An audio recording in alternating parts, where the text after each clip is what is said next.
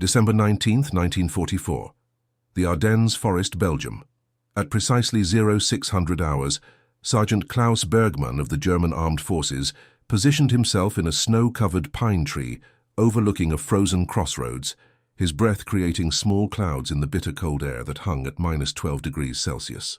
He had been trained at the finest marksman schools his nation offered, his Karabiner 98 Kurz rifle an extension of his will, and he believed with absolute certainty that no American soldier could match his skill, especially not the colored troops he had heard were being thrown into the line as the enemy grew desperate. Before we dive into this story, make sure to subscribe to the channel and tell me in the comments where you're watching from. It really helps support the channel. What Bergmann could not know, could not possibly imagine from his perch high among the frozen branches, was that across that frozen field, behind a collapsed stone wall built by Belgian farmers generations earlier, waited a man who would shatter every assumption he held about warfare, superiority, and the true meaning of marksmanship. The morning air carried multiple scents layered upon each other like invisible strata. The acrid smell of distant artillery fire, perhaps 8 to 10 kilometers away, mixed with the sharp, clean scent of pine sap released by branches cracking under accumulated ice. Fresh snow that had fallen during the night brought its particular metallic tang, while somewhere downwind, smoke from a farmhouse chimney added notes of burning wood to the cold atmosphere. Bergmann adjusted his white camouflage smock, pulling it tighter against the penetrating cold, and carefully arranged pine branches around his position to break up his silhouette even further. The work was meticulous, taking nearly 15 minutes to complete, each branch positioned with deliberate care. From his perch 15 meters above the frozen ground, Bergmann had a commanding view of the intersection where two rural roads met near the small village of Rochefort. The roads themselves were barely visible beneath the snow, distinguishable only by the slight depression they created in the landscape and the rows of trees that marked their edges. Intelligence reports from division headquarters, delivered by courier the previous evening, had indicated that American supply convoys would be attempting to reach the surrounded troops at Bastogne through this route. The German offensive, launched just 3 days earlier on December 16th, had initially achieved complete surprise and significant territorial gains, but now the Americans were recovering from their shock and attempting to reinforce their beleaguered positions. Bergmann had been in position since 0300 hours, maintaining his body temperature through a regimen he had learned during 3 winters on the Eastern Front. Small movements every 10 to 15 minutes kept blood flowing to his extremities. The wool layers beneath his white overcoat provided insulation, while the bread and cheese he had eaten before taking position gave his body fuel to generate heat. At 28 years of age, with nearly 6 years of military service behind him, Bergmann was no longer the idealistic volunteer who had enlisted in 1938. War had taught him practical lessons about survival, patience, and the application of violence. His service record, maintained in meticulous detail by the German military bureaucracy, included 147 confirmed eliminations. Each one had been recorded with date, time, location, range, and weather conditions. The small leather-bound logbook resting in his breast pocket contained duplicate entries made in his own hand. Bergmann took pride in this documentation. It represented his value to his unit, his contribution to the struggle, his mastery of his craft. Some of his fellow soldiers thought such record-keeping macabre, but Bergmann viewed it as professional accountability. Every entry represented a threat eliminated, a mission accomplished, ammunition efficiently expended. Through his Zeiss 4-power optical scope, Bergmann watched the road with the practiced patience that separated effective snipers from merely adequate ones. The scope itself was a masterpiece of German engineering, its lenses ground to within thousandths of a millimeter tolerance at the famous Carl Zeiss factory in Jena. The optical clarity was exceptional, capable of resolving individual facial features at 800 meters under optimal lighting conditions. Bergmann had personally witnessed inferior Soviet optics fail in combat conditions, their crude lenses fogging in temperature changes or cracking under extreme cold. Such failures were unthinkable with German craftsmanship. The Reich's industrial and technical superiority was evident in every aspect of military equipment, from the precision machinery of his rifle to the quality of the scope's lens coating. At 0720 minutes, movement at the forest edge caught Bergman's attention. His pulse, trained through thousands of hours of practice to remain steady during targeting, barely elevated as he shifted his scope to observe. 3 American soldiers emerged from the tree line on the opposite side of the crossroads, approximately 215 meters from his position, based on his practiced range estimation. They moved with reasonable tactical awareness, using available cover and avoiding skylines, which suggested they had at least minimal combat experience. 2 of the soldiers appeared to be standard infantrymen, their olive-drab uniforms dark against the white snow, their helmets the distinctive American design that Bergman had learned to recognize instantly. Each carried the Garand rifle, a semi-automatic weapon that German intelligence reports acknowledged was superior in some respects to the standard German rifle. But the third man made Bergman pause in his observation, his professional assessment momentarily disrupted by surprise. The soldier was notably darker skinned than his companions, his face visible even at this distance through the powerful Zeiss optic. He stood perhaps 5 centimeters taller than the other 2 Americans, with broader shoulders that suggested significant physical strength. But what truly caught Bergman's attention was the rifle the man carried. Even from 200 meters distance, Bergman could distinguish the profile. It was unmistakably a Springfield Model 1903, a bolt-action rifle that had been the American standard infantry weapon during the First World War, more than 25 years earlier. The weapon had been superseded by the Garand in the late 1930s, making its presence on this battlefield in December 1944 almost anachronistic. A thin smile crossed Bergman's cold, numbed lips. The situation confirmed everything he had been told about the deteriorating quality of American forces. The colored soldiers' presence itself suggested the Americans were scraping the bottom of their manpower barrel, forced to arm inferior troops with obsolete weapons because they had exhausted their supply of proper soldiers. The German forces, by contrast, maintained strict standards even as the war entered its 6th year. Quality would always trump quantity in the end. What Bergman could not see, could not know from his distant observation post, was that the rifle carried by the tall colored soldier was not a random obsolete weapon issued from some dusty quartermaster depot. That Springfield Model 1903 had history, had provenance, had been cared for with almost religious devotion across decades of use. The weapon had originally been issued to Corporal Elijah Washington, a soldier in the American Expeditionary Force during World War I, who had carried it through the trenches of France, through the Meuse-Argonne offensive, through battles at Saint-Mihiel and the Argonne Forest.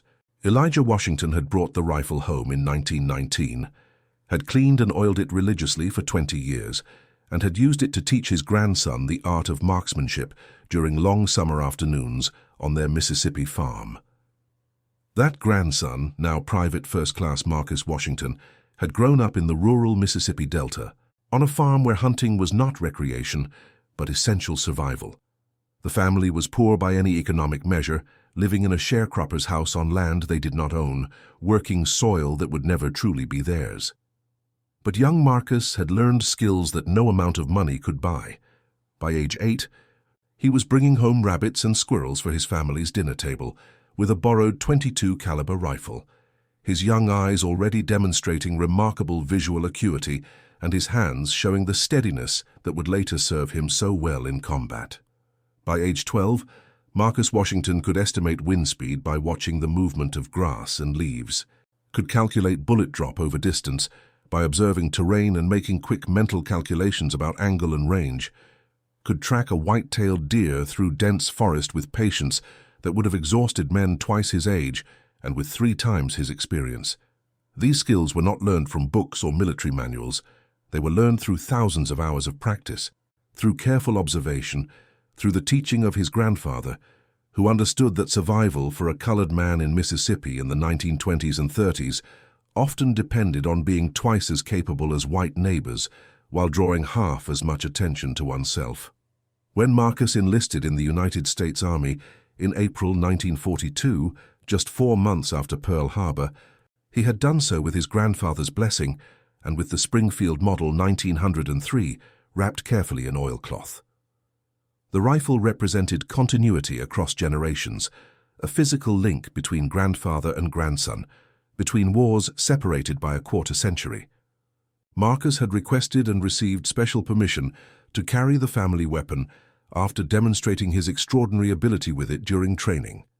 Range instructors had watched in amazement as the young colored recruit consistently placed rounds within a 2-inch circle at 300 yards, a level of accuracy that exceeded many supposedly elite marksmen. The rifle itself, that supposedly obsolete weapon that Klaus Bergmann observed with such condescension, had been meticulously maintained for 26 years. Its barrel had been cleaned after every single use, even when that use was merely 3 rounds fired at a distant target. Its action had been disassembled, cleaned, oiled, and reassembled countless times, always with the same careful attention to detail.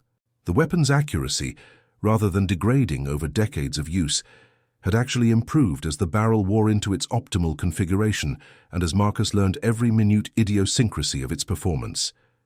The scope mounted on top, while older than the German Zeiss Optik, had been personally installed and zeroed by Marcus with such meticulous care that it remained accurate to within 2 centimeters at 300 meters. Private First Class Washington settled into position behind the stone wall that bordered the southern edge of the crossroads. The wall itself was ancient, probably constructed in the 1800s by Belgian farmers clearing their fields, each stone carefully selected and placed to create a barrier that would endure for generations.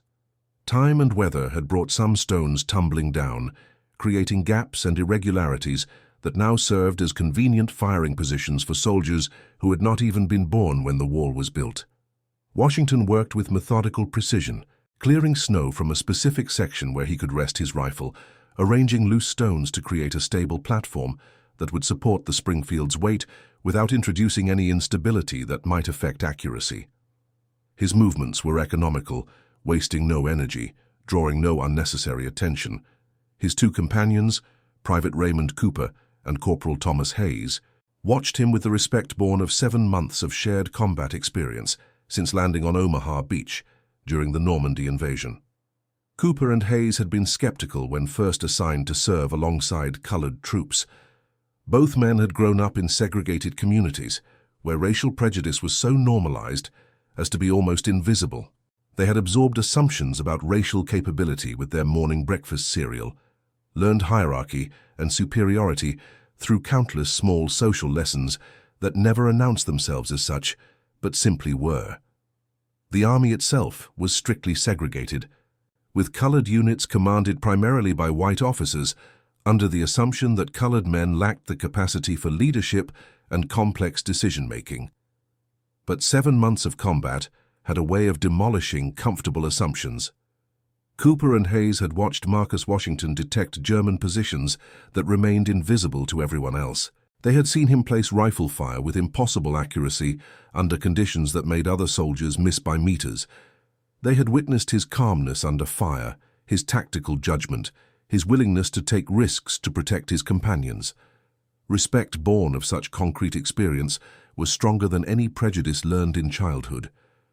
"See anything, Marcus?" Hayes whispered, his breath creating small clouds in the frozen air. His voice was low, barely audible even at arm's length, a habit learned through months of operations where German patrols might be anywhere. Washington did not respond immediately.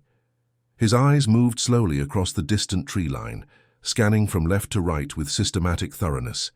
He was looking for things that did not quite fit, patterns that seemed wrong, shadows that fell at unnatural angles.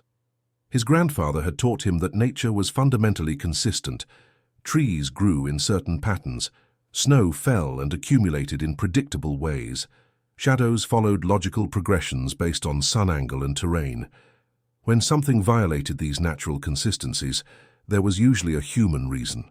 "There is someone out there," Washington said quietly after nearly 30 seconds of observation, his Mississippi drawl pronounced in the cold morning air. "Cannot say exactly where yet, but I feel eyes on us. Someone watching." From his elevated position in the pine tree, Klaus Bergmann watched this exchange through his Zeiss scope, though of course he could not hear the whispered words. He saw the colored soldier scanning the tree line, saw the systematic way the man's head moved, and again that thin smile crossed his face. Let him look. The camouflage was perfect. The position was completely undetectable. Years of training and experience had gone into selecting this observation post, into arranging the concealment, into creating a position that was essentially invisible to ground-level observers. Bergman decided to send a message to these Americans. He would demonstrate German superiority, would show these soldiers the futility of their resistance, would teach them through practical demonstration that they faced an enemy of fundamentally greater capability. The shot would serve multiple purposes. It would frighten them, would pin them in position, would demonstrate that they were observed and vulnerable.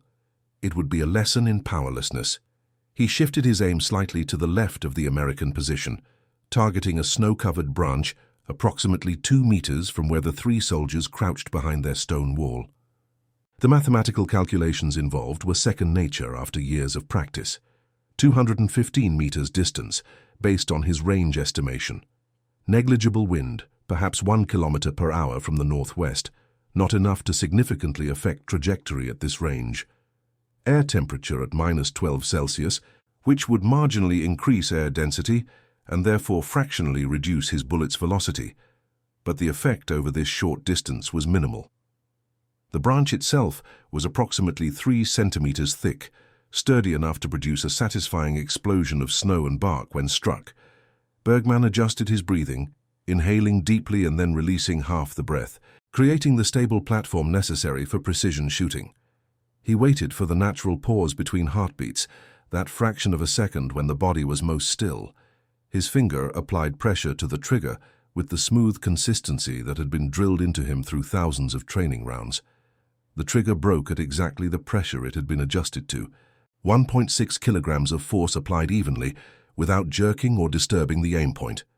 The Karabiner 98 Kurz rifle fired with a sharp crack that echoed across the frozen landscape. The recoil pressed back into Bergman's shoulder with familiar force. Through his scope, he watched the bullet strike exactly where he had intended. The targeted branch exploded in a shower of snow, bark fragments and splinters of wood. The effect was dramatic and unmistakable. Cooper and Hayes immediately threw themselves flat against the frozen ground, their training and survival instinct overwhelming conscious thought. The sudden violent movement kicked up small clouds of snow around them. Their rifles, held loosely during the observation, were now gripped with white-knuckled intensity. But Marcus Washington barely flinched. His body tensed slightly, muscles coiling with readiness, but he did not drop flat like his companions. Instead, his head turned slowly, methodically, his eyes scanning the distant tree line with renewed focus. His grandfather had taught him that the moment of gunfire was actually the moment of maximum information. The sound itself told you the weapon type, its approximate location, its distance. The impact told you the shooter's intent and capability. A soldier who panicked at the sound of a shot lost the opportunity to learn from it. That came from the northwest quadrant, Washington said calmly, his voice steady despite the adrenaline now flowing through his system. Elevation suggests a tree position, maybe 12 to 15 meters up, based on the sound propagation and echo pattern. Range approximately 200 to 220 meters, given the time between muzzle flash and sound arrival, accounting for temperature effects on sound velocity. Hayes and Cooper, still pressed flat against the frozen ground, stared at their companion with expressions mixing fear and amazement. In the 7 months they had served together, they had learned that when Marcus made such specific assessments, he was usually correct within a few meters. His ability to process acoustic information and make rapid calculations seemed almost supernatural, though Marcus himself insisted it was simply learned skill applied with practice. Klaus Bergman, watching through his scope, felt the first small flicker of irritation disrupting his confidence. The colored soldier should have been terrified by now, should have been scrambling for deeper cover, should have been panicking, should have been demonstrating the inferior discipline that Bergman had been assured characterized such troops. Instead, the man remained remarkably calm, continuing to study the tree line with systematic attention. Bergman decided to escalate the demonstration. He adjusted his aim, targeting a stone directly in front of the American position. The stone was large, perhaps 20 centimeters across, positioned at the top of the wall where it would be clearly visible to the soldiers crouched below. A direct hit would send chips and fragments of rock ricocheting past their heads, would create a visceral sense of immediate danger, would surely break whatever false calm the colored soldier was maintaining. The mathematics were identical to the previous shot. Same range, same environmental conditions, only the target material was different. Stone rather than wood. The bullet would fragment upon impact, sending shrapnel in multiple directions. The psychological effect would be significant. Bergman fired again. The rifle's report echoed across the crossroads. The bullet struck the targeted stone with tremendous force, the impact clearly visible through Bergman's scope. The stone shattered, sending fragments spinning through the air. Several pieces struck near or around the American position, one fragment actually striking Cooper's helmet, with an audible clang that could be heard even at Bergman's distance. Cooper let out an involuntary yelp of fear. The helmet had protected him, but the impact had been shocking, violent, immediate. Hayes pressed himself even flatter against the ground, trying to merge with the frozen earth itself. But Marcus Washington, while ducking lower behind the wall, continued his systematic observation of the distant trees. His pulse had elevated now, his body responding to the direct threat, but his mind remained focused on the tactical problem before him. Somewhere in those trees was a skilled marksman who was demonstrating both capability and confidence. The question was whether that confidence was justified or whether it was about to become a fatal mistake. "He is playing with us," Cooper said, his voice tight with fear and barely controlled panic. "Marcus, we need to pull back. We need to get out of here before he decides to stop playing and starts actually shooting at us instead of around us." "Maybe," Washington replied, his eyes never leaving the distant forest, scanning section by section with patient thoroughness. "Or maybe he is giving away his position with every shot. Sound carries information, muzzle flash leaves traces. A man who fires multiple rounds from the same position is a man who believes he cannot be touched. That kind of confidence can be a strength or a weakness, depending on whether it is justified." Through his scope, Klaus Bergman watched the colored soldier begin to traverse his own rifle slowly across the tree line. The motion was methodical, professional even, covering the forest in systematic sectors. For the first time, a small seed of doubt entered Bergman's mind. This was not the behavior of an inferior, frightened soldier. This was the patient searching of an experienced hunter, someone who understood that observation was the foundation of success in any engagement between concealed opponents. Washington's eyes moved across the forest with the same patient attention his grandfather had taught him when tracking wounded deer through Mississippi forests. Everything left traces. Disturbed snow fell differently than undisturbed snow. Branches weighted by a human body hung at slightly different angles than branches weighted only by ice and snow. Shadows beneath foliage had patterns that could be disrupted by concealed positions. The key was not to look for the obvious, but to look for the subtle inconsistencies that betrayed human presence. And then, after nearly 2 full minutes of systematic observation, Washington saw it. Not the sniper himself, that would have been too much to hope for, given the quality of German field craft. But something more subtle, and in many ways more valuable. In a tall pine tree approximately 225 meters distant, there was an area where the snow pattern seemed wrong. Most of the branches were white with accumulated snow on their upper surfaces, but 3 branches in a cluster showed disrupted snow patterns, as if something had disturbed them relatively recently. The branches themselves hung at slightly unnatural angles, as if weighted by something more than snow and ice. Washington settled his cheek against the worn stock of his Springfield, feeling the familiar texture of wood that had been shaped by his grandfather's face for 4 years in the trenches of France during World War I, then by his own face for nearly 2 years across Europe in this new war. The wood was smooth from decades of contact with skin and oil, worn into a perfect fit that required no conscious adjustment. The rifle felt alive in his hands, an extension of his will and intention, a tool he knew as intimately as he knew his own body. Through his own scope, Herrnhüttel 8-power optical sight that he had mounted himself during training stateside, Washington studied the suspicious pine tree with intense concentration. The Unertl scope was actually superior to the German Zeiss in magnification, offering 8 times enlargement compared to the German scope's 4 times. This additional magnification came at a cost in terms of field of view and light transmission, but for a patient marksman willing to take time in target acquisition, the advantages outweighed the disadvantages. Marcus had learned to compensate for the Unertl's characteristics through countless hours of practice, understanding exactly how the scope performed in different lighting conditions and making automatic adjustments in his aiming procedure. The pine tree revealed its secrets slowly under Washington's scrutiny. He could see the disturbed snow pattern more clearly now, could see how 3 branches formed a platform of sorts, could detect the faint shadow inconsistency that suggested material behind the branches, something with different reflective properties than wood and snow. The position was well chosen, expertly concealed by someone who understood fieldcraft and camouflage principles, but no concealment was perfect, and patient observation could penetrate even expert work.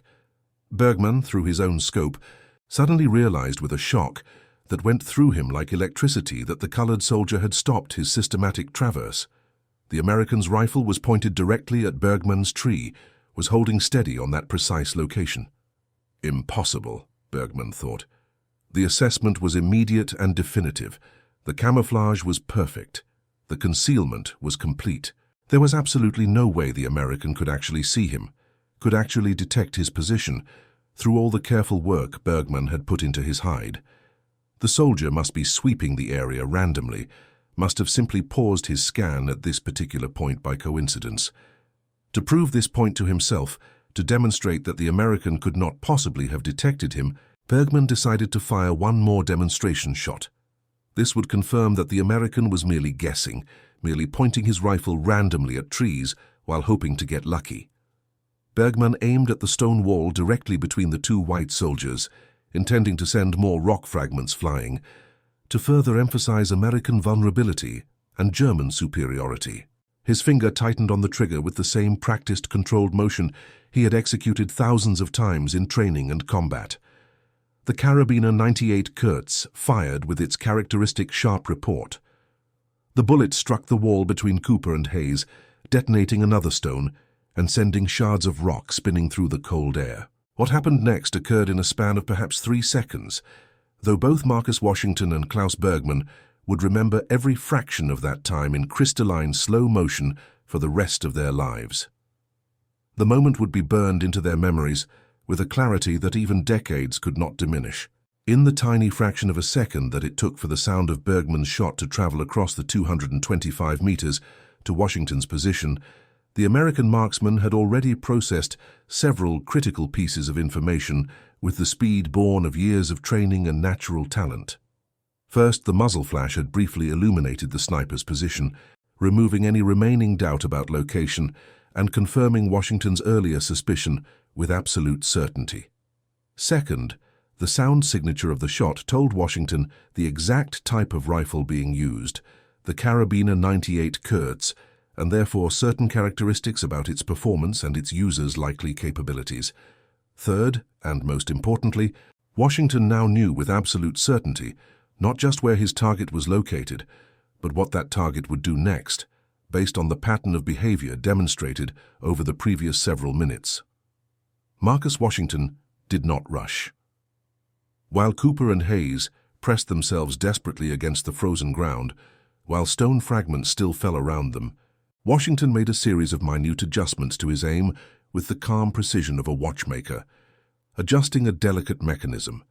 He calculated the distance at 223 meters based on his visual assessment of the pine tree's size and the known growth patterns of such trees in this region.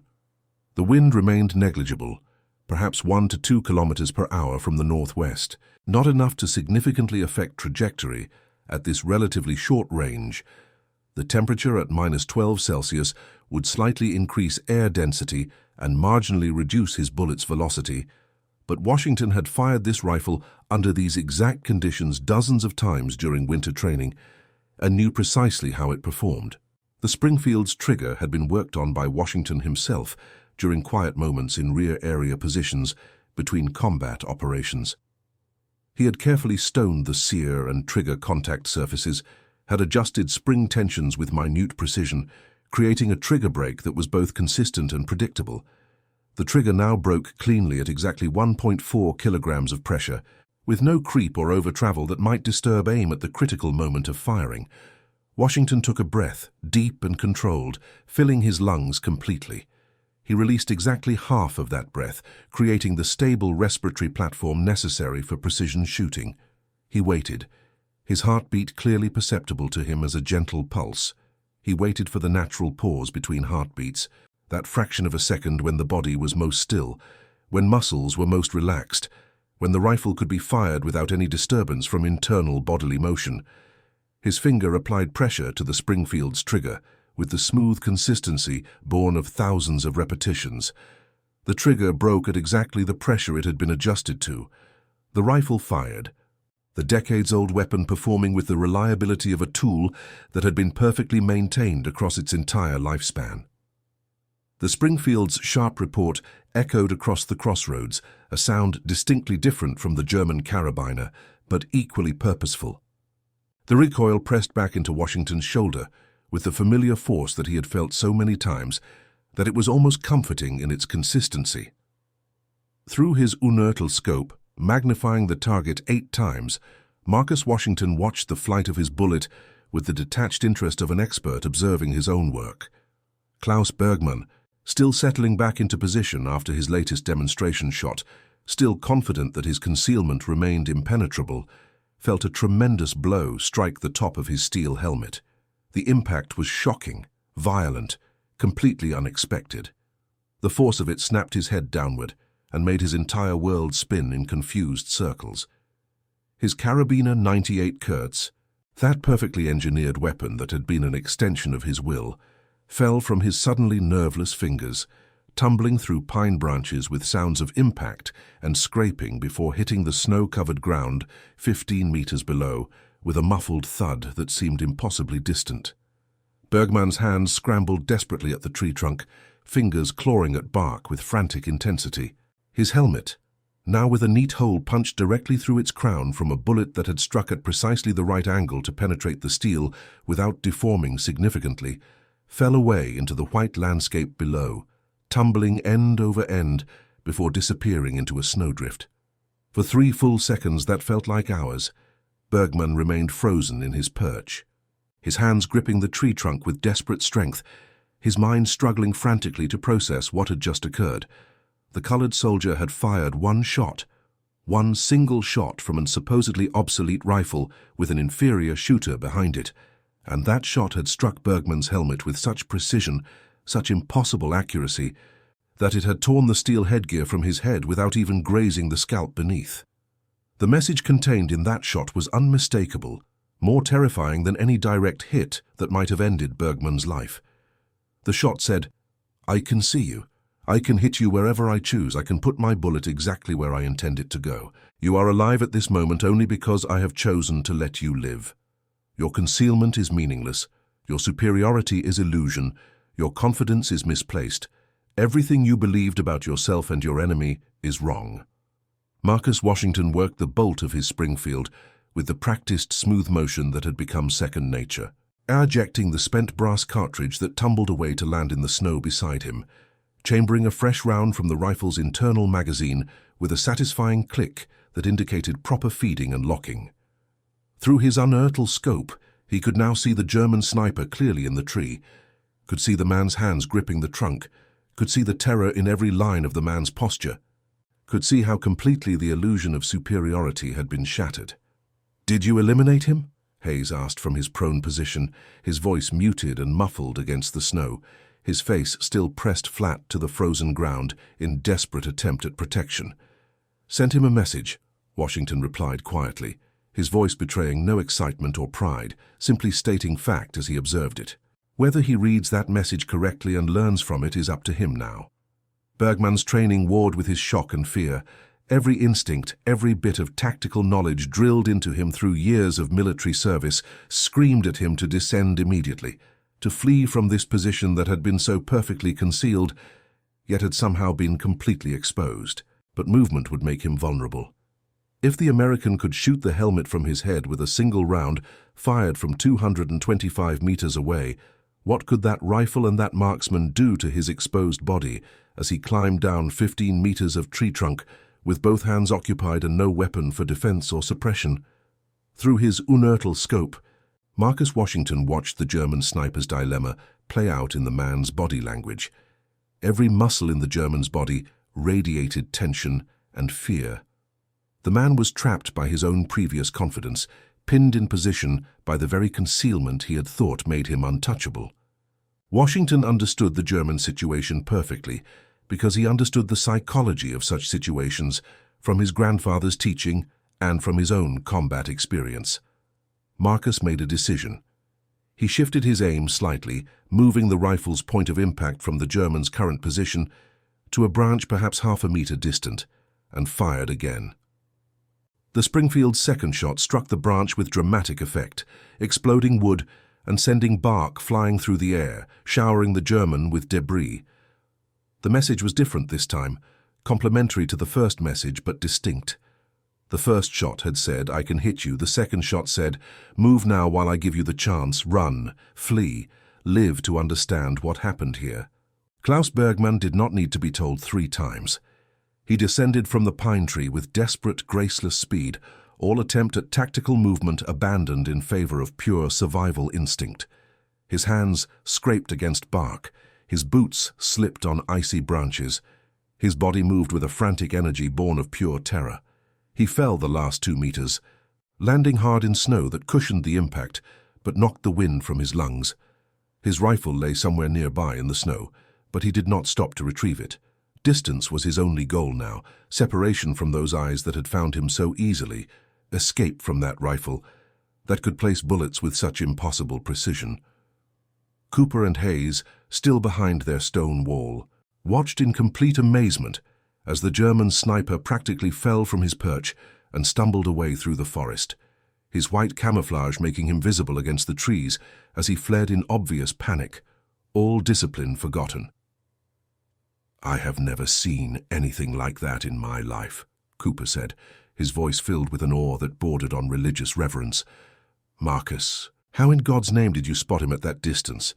How did you know exactly where he was? How did you make that shot?" Washington lowered his rifle slowly, his dark eyes still scanning the forest for additional threats, unwilling to assume that the fled sniper had been alone. His grandfather had taught him that assumption was the mother of catastrophe in any hunting situation. That vigilance had to be maintained until absolute safety was confirmed. "My grandfather taught me that everything in nature has a rhythm, a pattern, a consistency," Washington said simply, his Mississippi drawl pronounced as it always was when he spoke of lessons learned on the family farm. "People think camouflage is about blending in, making yourself look like your surroundings, but that is only half of the truth. The other half, the part most people miss, is that you also have to match the natural patterns. You have to make your concealment look like it grew there naturally, like it is part of the landscape's own rhythm." He paused, checking his rifle's action, examining the chambered round to ensure proper feeding before continuing. That German, he arranged his concealing branches very well, showed good training and fieldcraft in selecting the branches and positioning them. But he did not think carefully about how snow settles naturally on pine branches of different ages and different positions on a tree.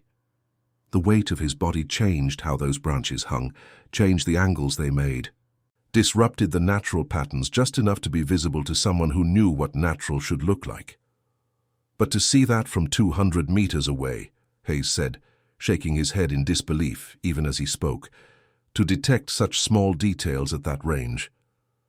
"Back home in Mississippi," Washington said, his voice taking on the tone of someone explaining something so obvious that explanation almost seemed unnecessary, "I could track a wounded white-tailed deer through 3 miles of dense forest by watching for bent grass stems, disturbed leaves, drops of blood small enough that most men would miss them entirely.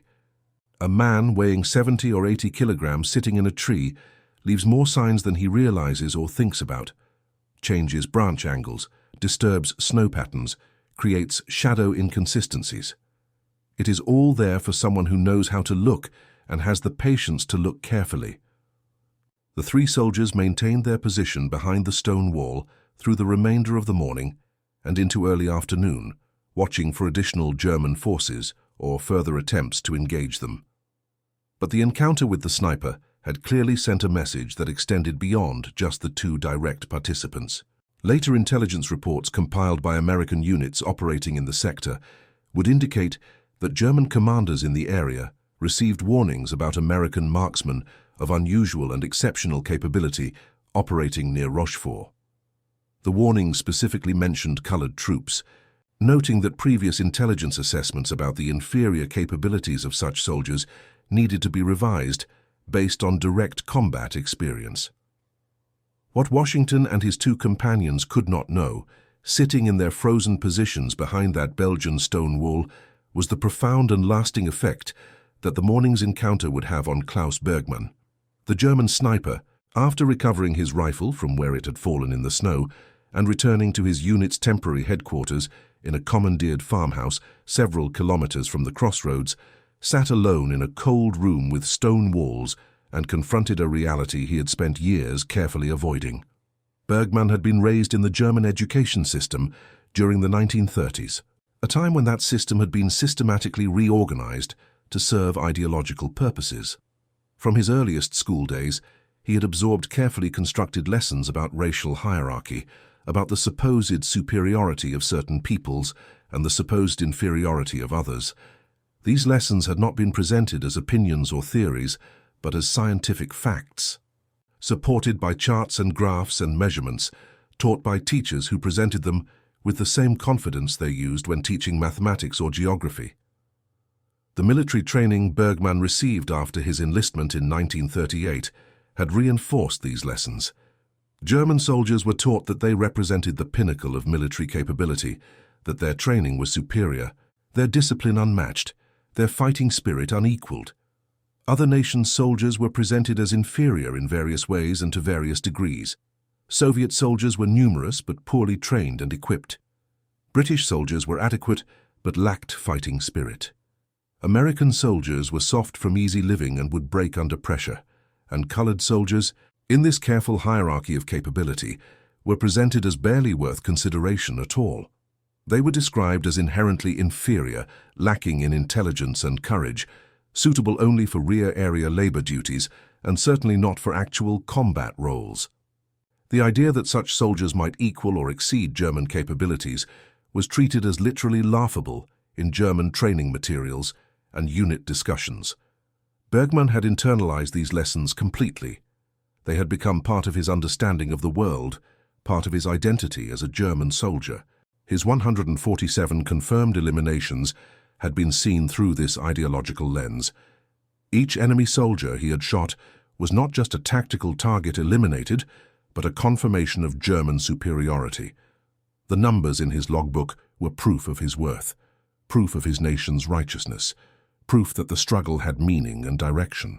The Eastern Front had begun to crack this certainty, though Bergmann had not fully acknowledged the cracks even to himself.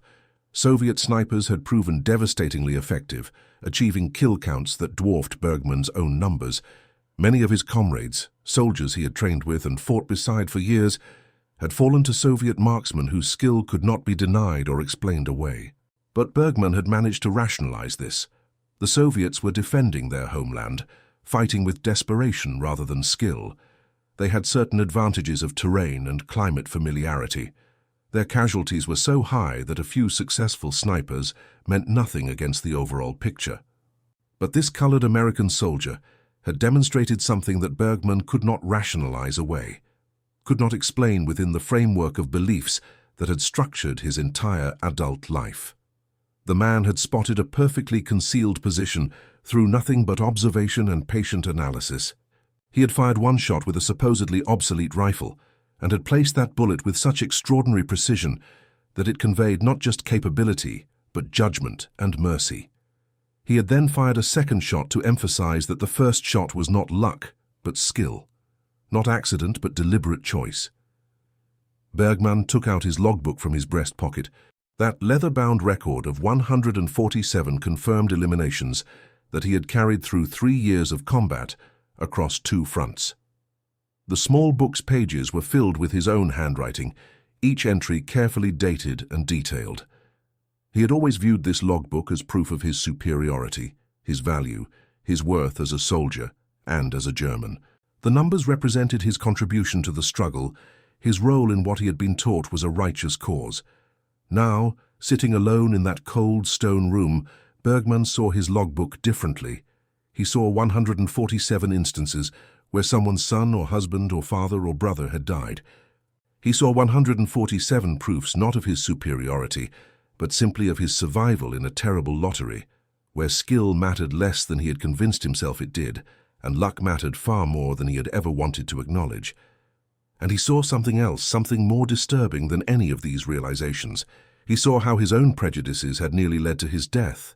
If he had assessed the colored American soldier accurately, if he had recognized that skill and capability were not determined by skin color or nation of origin, he would have approached the tactical situation completely differently.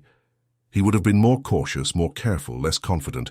His very belief in his own superiority had made him vulnerable, had blinded him to danger, had almost cost him his life. That night, for the first time in 3 years of maintaining his careful logbook, Bergman wrote something that was not a kill record. He wrote in German, the ink slightly unsteady from his still trembling hands. Encountered American marksman today, colored soldier with old rifle. Should have been inferior by every measure we have been taught to believe and trust. Instead demonstrated skill and judgment far exceeding my own. Did not eliminate me when he clearly could have done so easily. Chose mercy over killing. Demonstrated that capability lives in individuals, not in races or nations. What else have we been told that is a lie? How many lies have I believed? How many of my comrades have died because of lies we were taught to think were truth? The question would haunt Klaus Bergman through the remaining months of the war and long after. It was not a question with an easy answer, and perhaps that was appropriate. Easy answers had led him into the situation he now found himself in. Complex questions might be the beginning of finding his way out. Meanwhile, several kilometers away across the frozen Belgian landscape, Marcus Washington cleaned his grandfather's Springfield rifle with the same methodical care that had been passed down through generations. Cooper and Hayes had already moved to a secondary observation position, following orders from headquarters to maintain surveillance of German movements in the sector. But Washington remained for a few additional minutes, alone with his thoughts and his rifle in the cold afternoon light that filtered through sparse clouds. He thought about the German sniper, about how the man's confidence had transformed so quickly into terror. Washington felt no particular pride in what had happened, no sense of triumph or victory. His grandfather had taught him that true marksmanship was not ultimately about killing but about understanding. Understanding distance, wind, light, and weather. Understanding patience and timing. Understanding the capabilities and limitations of one's equipment. Understanding when to shoot and, perhaps equally important, when not to shoot. The German had mocked him without ever speaking a word. The initial shots had been demonstrations meant to terrorize and demoralize, meant to show American soldiers their own vulnerability and powerlessness. The shots had been fired by someone who believed himself superior by virtue of his training, his equipment, his national and racial identity. But Washington's grandfather had taught him something important about that kind of thinking during long summer evenings on their Mississippi porch while cleaning this same rifle. "Marcus," the old man had said, his voice carrying the weight of experiences that spanned 2 wars and 60 years of life in a society structured against him, "people are going to judge you by your skin, by your clothes, by where you come from, by your family's circumstances. They are going to think they know what you can and cannot do before they have seen you do anything at all. They will make assumptions about your intelligence, your capabilities, your worth as a human being. But here is what you need to understand and never forget. A man's capability does not come from what others think of him or say about him. It comes from what he is willing to learn and how hard he is willing to work at learning it. Prejudice is a blindness that affects the prejudiced person, not the person being judged." Washington had carried those words with him through training, through the chaotic horror of landing on Omaha Beach on June 6, 1944, through the hedgerows of France, where every field was a potential death trap, through the autumn rain and mud, and now through the frozen forests of Belgium during what would later be called the Battle of the Bulge. Every day he encountered people who underestimated him because of his skin color. Some were enemies like the German sniper. Some were fellow Americans who could not reconcile their deep prejudices with his demonstrated capabilities. But Marcus Washington had learned something that neither hatred nor admiration could teach. True skill was quiet. It did not announce itself or demand recognition. It did not need validation from others or approval from authority. It simply existed, ready to manifest when circumstances demanded its application, ready to speak for itself through results rather than words. As he finished cleaning his rifle, running a final oil-dampened cloth through the barrel to ensure no moisture remained that might freeze overnight, Washington thought about the choice he had made in that frozen moment when the German sniper appeared in his scope's crosshairs. He could have eliminated the German easily. One shot, perhaps 2 centimeters lower in aim point, and the man would have fallen from that tree dead or dying. It would have been justified by any military standard. The German was an enemy combatant, actively engaged in trying to kill American soldiers. But Washington's grandfather had also taught him about the weight of taking a life, about the responsibility that came with the capability to kill at distance. "Every man you kill," his grandfather had said during one of their last conversations before Marcus shipped out to Europe, "you carry with you afterward. Their face in the moment of death, their last expression, the knowledge that they will never go home, never see their family again, never have the chance to learn or grow or change. It becomes part of you, part of your memories, part of what you carry forward through life. So you better be certain it is necessary before you pull that trigger. You better be certain there is not another way to achieve what needs achieving." In that frozen moment, watching through his unearthly scope as the German sniper prepared to fire again at Cooper and Hayes, Washington had made a calculation that went beyond ballistics and trajectory and wind drift. He had calculated the value of teaching a lesson versus the cost of taking a life. He had chosen to demonstrate capability rather than eliminate an opponent, to teach rather than kill, to plant a seed of doubt and questioning in an enemy's mind rather than simply end that enemy's existence. Whether the German would learn from that lesson, whether the man would question the beliefs and assumptions that had led him to that pine tree with such misplaced confidence, Washington could not know and would likely never know.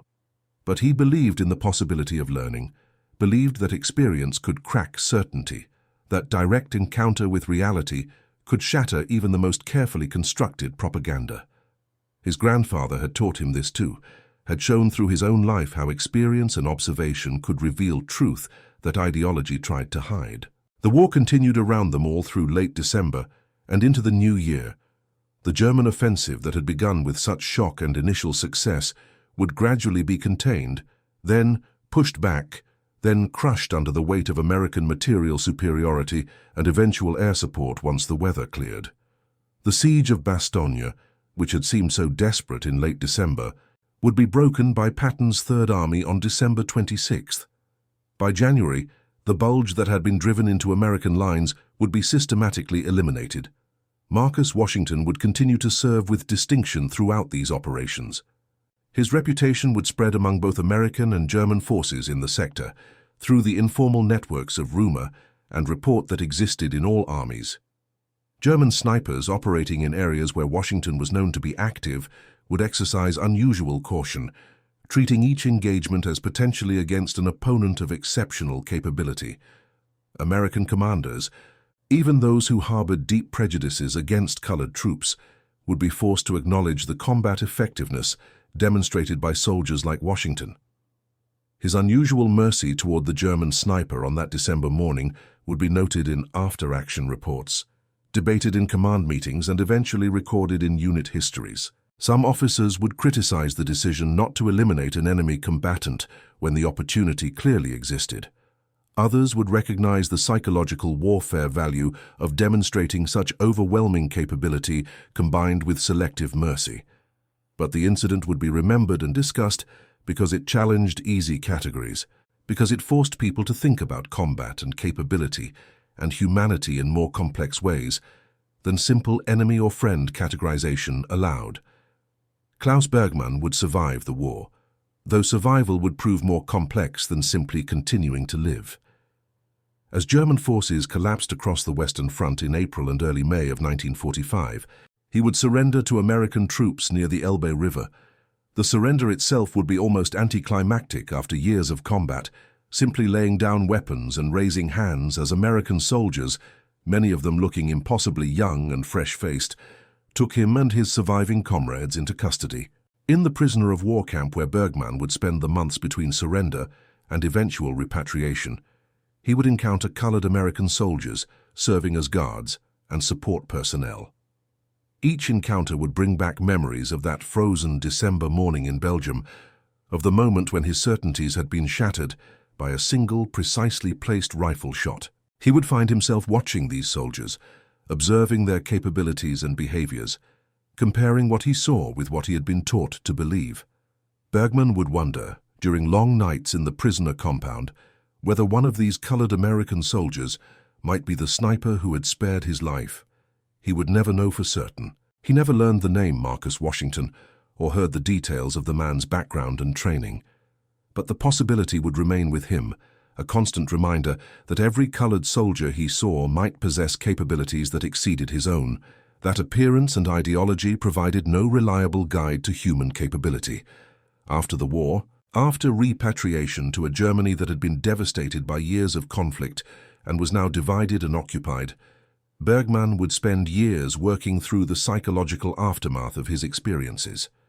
The process would be painful and difficult. Acknowledging that much of what he had believed and fought for was based on lies required confronting complicity in terrible things. Understanding that he had been manipulated by propaganda required accepting that he had been both victim and perpetrator, both deceived and willing participant in deception. The encounter with Marcus Washington would remain a pivotal memory throughout this process. It had been the moment when absolute certainty crumbled before undeniable reality, when ideology met experience and experience won decisively. It had taken Bergmann years to fully process what had happened and what it meant, but eventually he would come to see that frozen December morning as the beginning of his education in human equality and the complexity of capability. In the 1950s, as West Germany began the difficult process of confronting its past and rebuilding its society on different foundations, Bergmann would become quietly active in German-American reconciliation efforts. He would speak, when asked, about the need to recognize common humanity across racial and national boundaries. He would share his story carefully and thoughtfully, as an example of how prejudice had almost led to his death, and how confronting prejudice had been the beginning of his recovery of moral sense. He never forgot the feeling of that bullet striking his helmet, the terror and humiliation of scrambling down from his perch while an enemy he had mocked watched through a rifle scope, the profound lesson contained in that precise shot that could have killed but chose to teach instead.